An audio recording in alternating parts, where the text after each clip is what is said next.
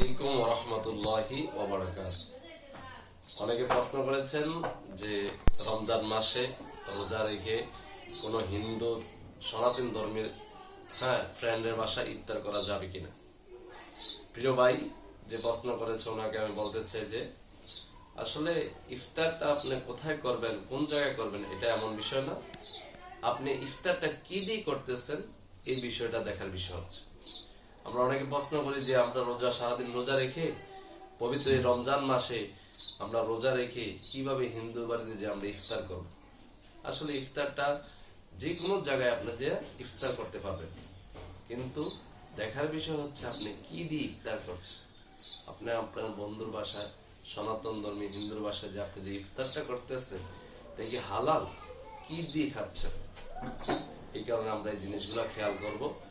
আর আমরা যে অনেক মনে করতেছি যে হিন্দুর বাড়িতে যে ইফতার করা ঠিক না। রাসূল সাল্লাল্লাহু আলাইহি সাল্লাম হাদিস শরীফে এসেছেন যে রাসূল সাল্লাল্লাহু আলাইহি সাল্লাম অনেকবার ইহুদির বাসায় যে দাওয়াত খেয়েছে।